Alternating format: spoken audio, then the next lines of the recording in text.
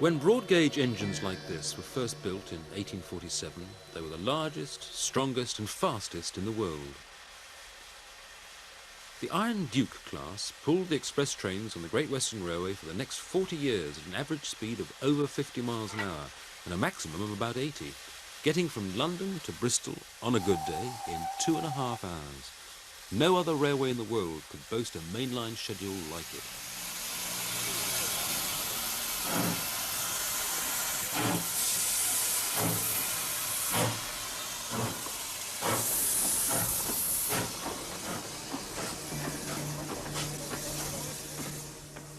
But the Victorian era is not really the golden age for which the GWR is most remembered.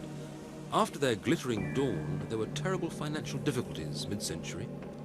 Many of these were caused by their pig-headed adherence to the broad-gauge line, which didn't fit in with anybody else's. People's folk memories don't go back to the Iron Dukes, they go back to the Edwardian turn-of-the-century days, when summers were always hot, people always went on their holidays to Devon and Cornwall, and the Great Western was the only way to get there. Indeed, it was the GWR who dreamt up the phrase Cornish Riviera.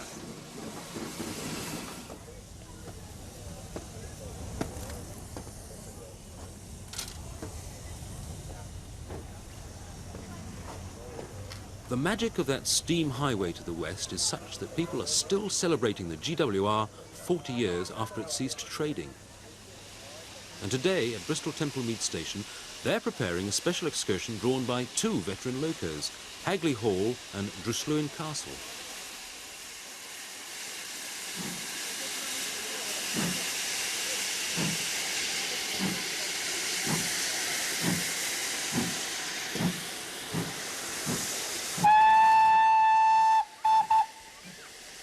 The Great Western had a great penchant for naming its engines after manors, halls and castles in its region, and people sometimes said that the Great Western, aiming at a rich class of passenger, might be attracting them by putting their addresses on the engines.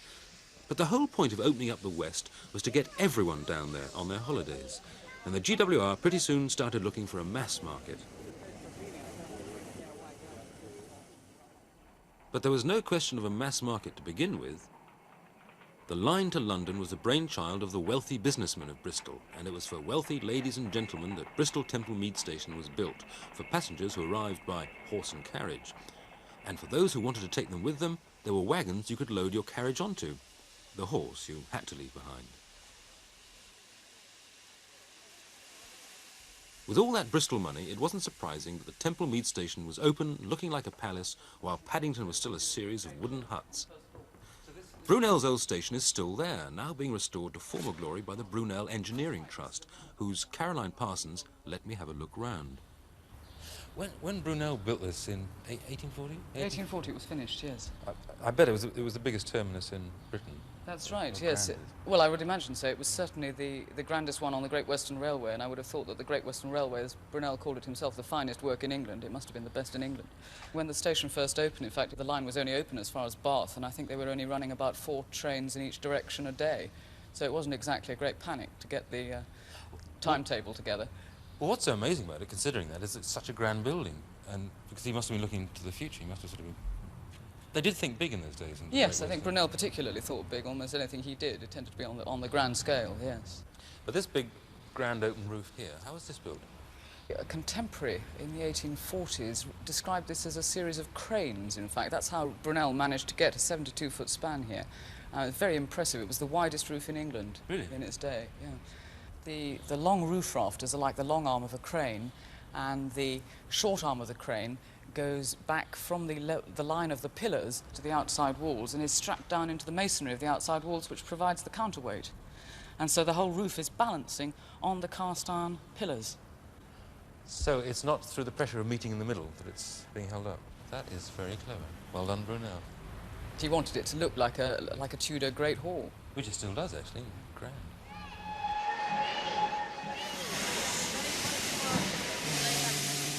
But what is it that brings everyone out today? Is it the music of steam that they remember from their youth, as if they were getting out their old 78s? Is it the imperial trappings of deep green uniform and shining metal that attracts them, like the cavalry riding past on parade?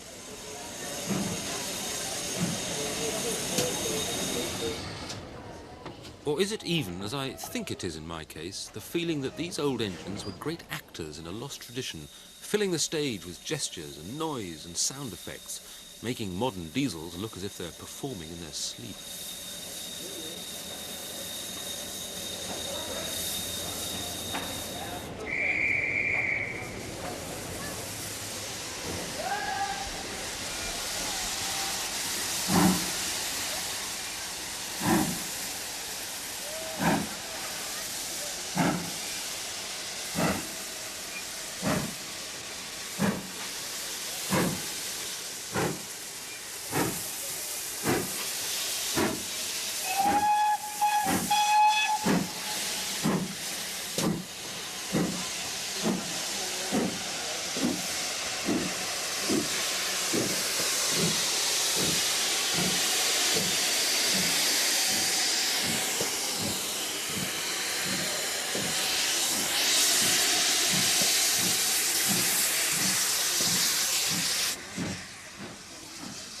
The train comes out of Bristol on a peculiar S-bend because it's leaving the London-Bristol line and swinging south onto the old Bristol and Exeter Railway, which was renowned 100 years ago for having the highest fares in the country and some of the worst service.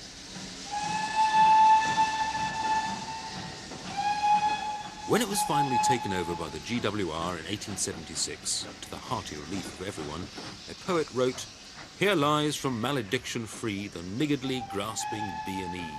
High fares and bad accommodation made it renowned throughout the nation." But at least they had the sense to get the line engineered in the first place by Brunel, and he laid out a good fast line all the way down to Exeter.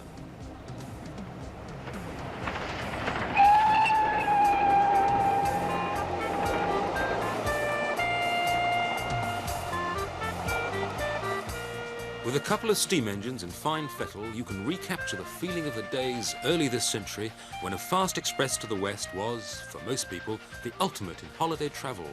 The package flight of pre-war days, flying down to our very own British Riviera.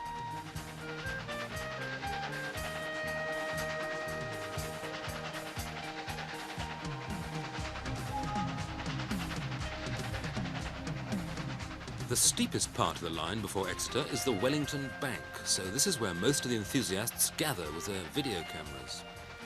Engines make the most steam and smoke going uphill, you see, and that always looks best in the home movie.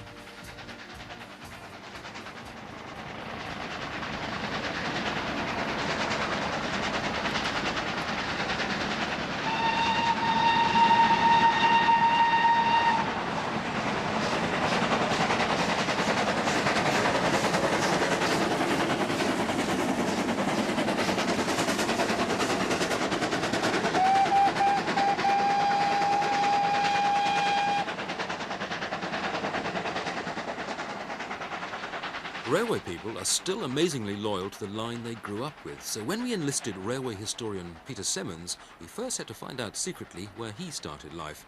Deep in GWR territory in Cornwall, thank goodness. You can't help getting the impression the Great Western Railway is actually rather different from other railways. I mean, I grew up by the side of the Great Western, so I feel rather pro it, but I've met people who feel a bit anti it, as if it was sort of the biggest and the best, but no one likes to admit it. Was it like this always from the beginning? It was certainly one of the biggest in 1923, one of the top 5 when they formed the other 4 groups, the LMS, the LNER and Southern.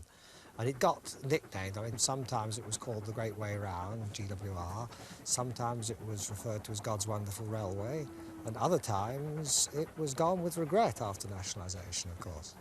One thing I know, because you told me, is that the GWR were very good at sort of improving their lines. I mean, actually sort of doing new lines. I mean, this used to be an old GWR line. That's right, yes, this went out of use, nearly 100 years ago, because they built a straighter line with less bridges, but viaducts, but a tunnel about a mile up that way. And this was part of the job of improving the railway down to Cornwall. They cut out the old way round via Bristol in 1906. They quadrupled to deal with the summer Saturday services. They quadrupled through Taunton in the 30s, through Bristol, and many, many improvements of that sort. And this was all to improve the great holiday trade that yes. they were either serving or creating. I still can't make out which it was.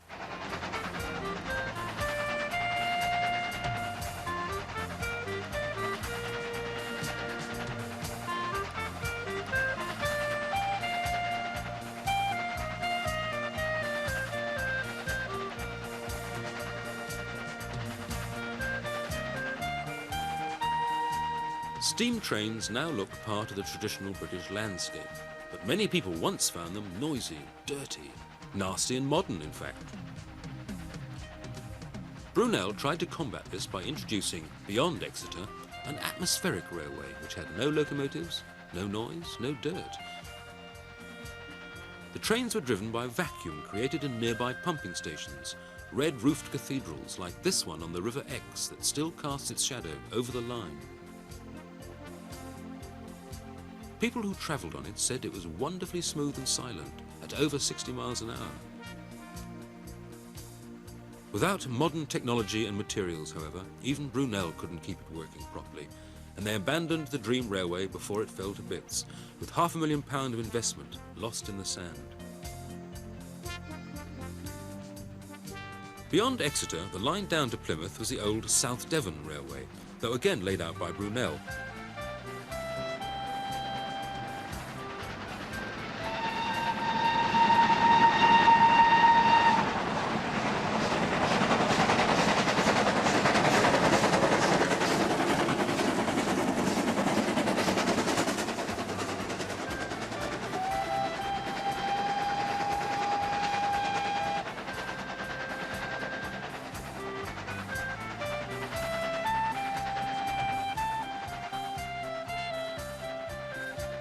Round the corner, the line runs for nearly 5 miles alongside the sea, as near to the water as it can get without getting its feet wet.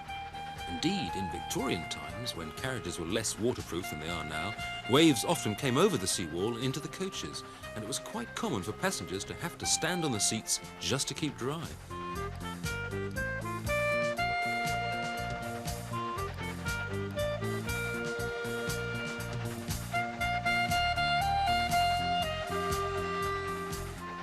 This steam special was due to finish in Plymouth, where the South Devon Railway was also forced to finish, and for a very good reason. Its way beyond Plymouth at Saltash was blocked by an enormous obstacle, the River Tamar.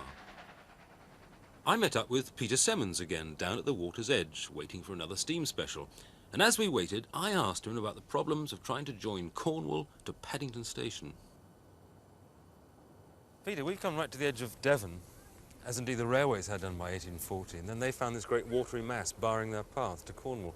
So what do they do? Well, it was quite a problem because the river is wide, it's deep, 80 feet, 90 feet in the centre, and the Admiralty insisted on having 100 feet height here to let their sailing ships get past. So the huge masts? The huge masts. There were already railways down in Cornwall, but they wanted to link those railways with the rest of the English railways. Yes. And who did they send for? Well, Brunel, he was the engineer for the Cornwall Railway, as he'd been for the South Devon Railway and the other associated companies of the Great Western. So what was the exact system that he used to build the bridge? Because it does look a strange shape. It is. He built a smaller version of this principle before at Chepstow, which is no longer with us. But this was much the biggest version of it, and he had a combination of an arch and a suspension bridge. The arch tubes are those big ones right on the top there, and they're thrusting outwards because of the weight on them. Against the pillars, yes. And you normally need to have strong abutments to take that. Yeah. The suspension bridge, as you can see on the road bridge behind, the cables there are anchored in the land and they're pulling in. So he combined them all up there. And in this end, where you see his name, I.K. Brunel, engineer, 1859, the chains and the arch come together and all the forces in and out disappear. So really it's a sort of self-contained unit and you could put it anywhere and then just support it on a pier? That's right, but the problem is it's 100 feet up in the air and you can't lift it up there.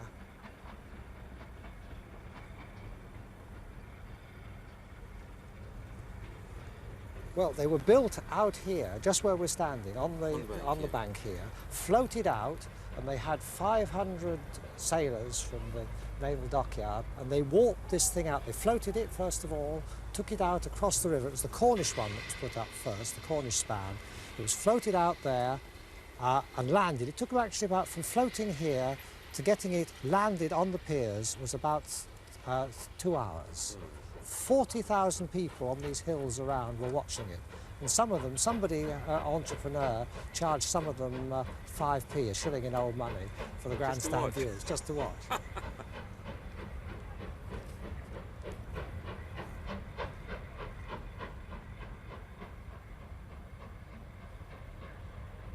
When they got them out there, they weren't that height, though, were they? Oh no, they were just above water level, right at the bottom of those stone piers there. And they then had over 18 months or more to jack them up with great hydraulic jacks. They weigh 1,000 tons, these trusses, remember. Jack them up little by little, put new masonry in to support them while they repositioned the jacks and carry on again. A very, very slow job. It's agonisingly slow business, isn't it? It was. I mean, I think that if the same construction were adopted nowadays, they'd have to do it the same way, which is perhaps why this bridge has never been duplicated. It's a slow construction job.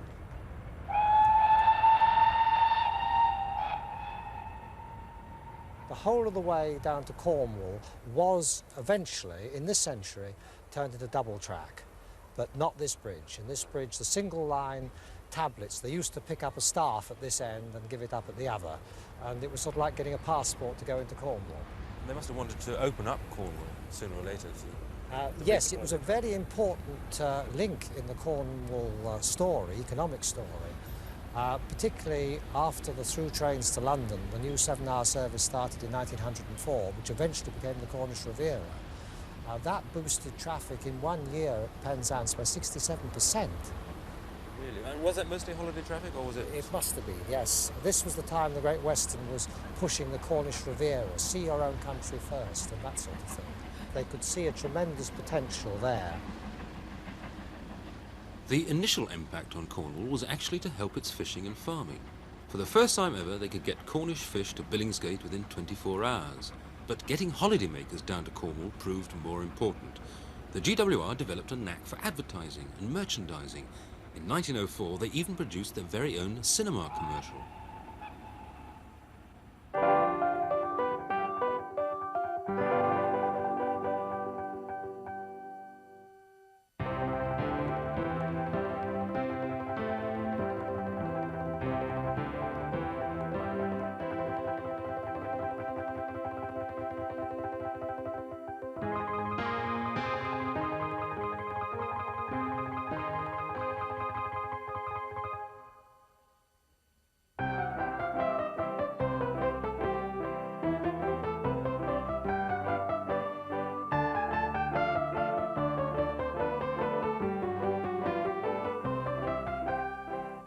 Nothing much seems to have changed in the holiday scene.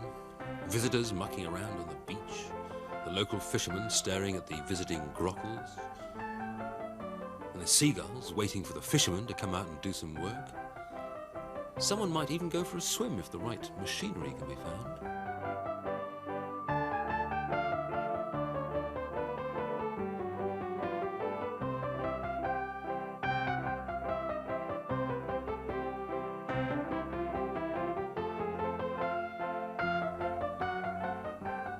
There was one other way of getting to the West Country, by ocean liner from America.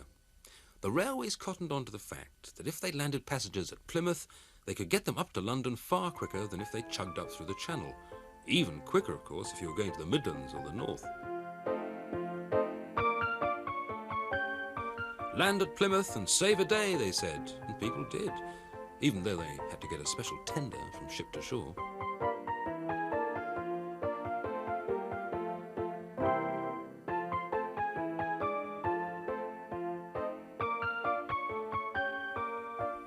It's odd to think that these people were paying extra to get off their ship early. Nowadays, they'd be paying more for one extra day on their cruise liner.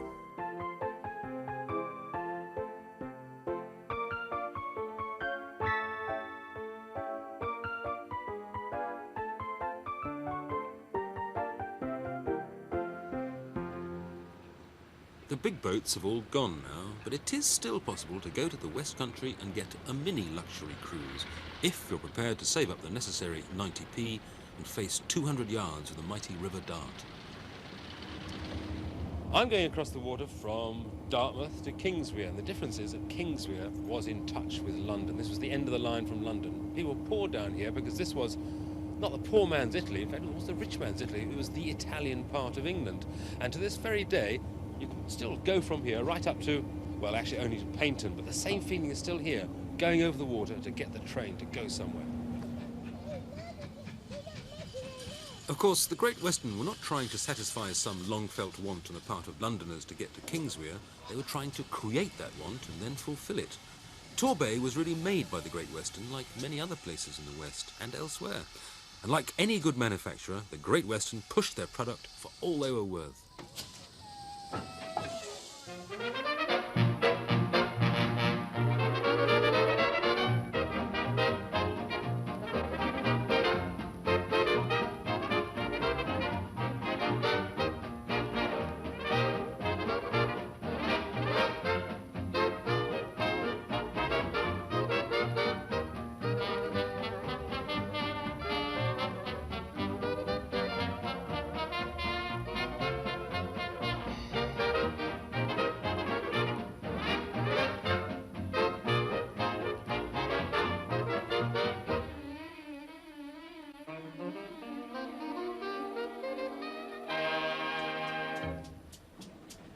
Along the line from Kingswear is Goodrington Sands, one of the last places left where you can still descend straight from a steam train onto the beach, as the GWR decreed that mankind should.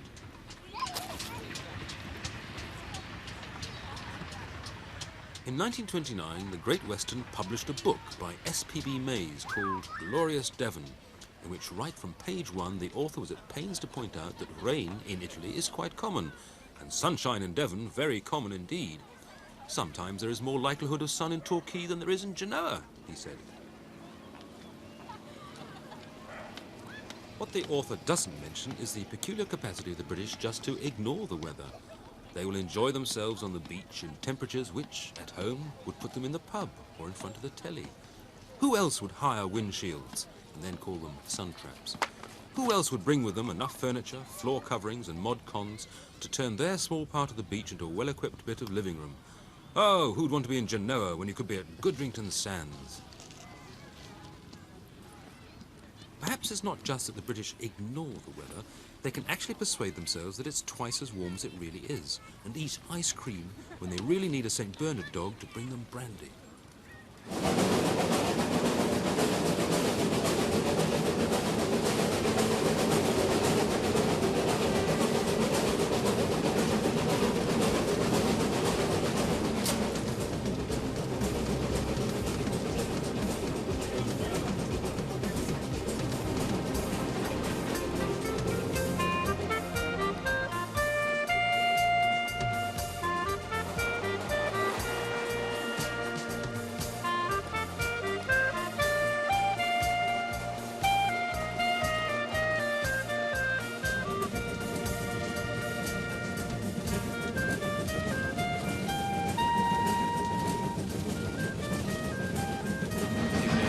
Sorry? Are you especially a steam enthusiast or just train to the gym? No, a train enthusiast, generally, rail enthusiast. And that's why you're here today, is it? Yeah.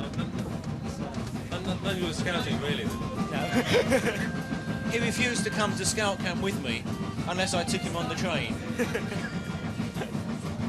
Are you in scouting with the trains or in trains with... I don't understand this. No, it's I mean, on the scout camp we go out and do different places, and this is a nice day out for everybody, really.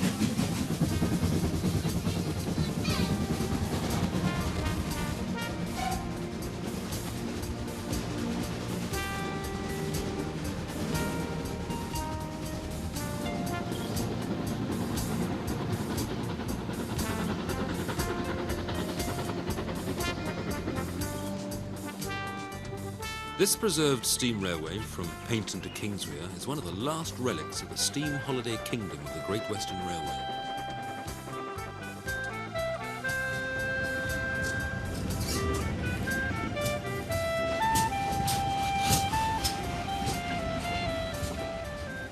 Within these 7 miles there are enough viaducts and valleys, woods and hills, seaside scenes and river estuaries to make it seem a microcosm of the old Great Western. And like the old Great Western in its golden days, it actually makes a profit as well.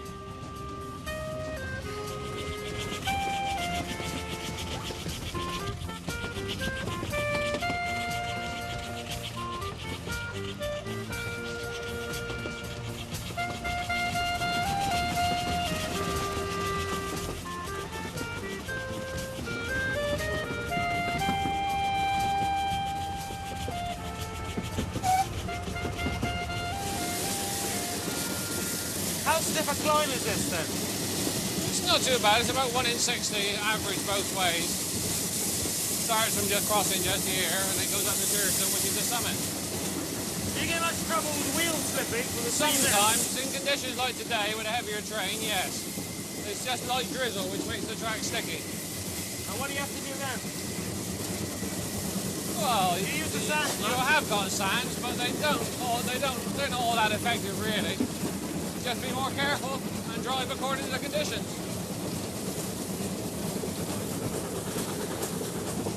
How do you think driving the same line backwards and forwards all the time? Do you get tired of it? It's the same journey, but every trip is different. There's something different about it. Conditions on the engine, conditions on the train, weather conditions, speed, other times, or...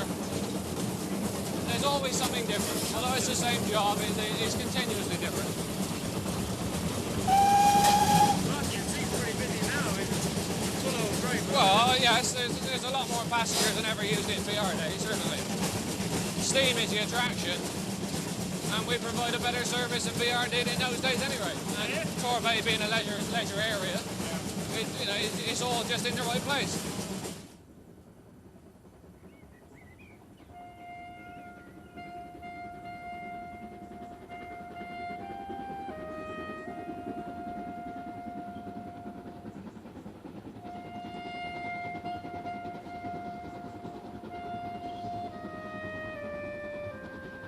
So in this corner of Devon remains a small piece of the golden age of steam, a holiday scene preserved in suntan oil and engine grease. Odd to think that the Great Western created the idea of holidays in the West Country. Now it's the holiday people who are keeping alive this memory of the Great Western Railway, as once it was.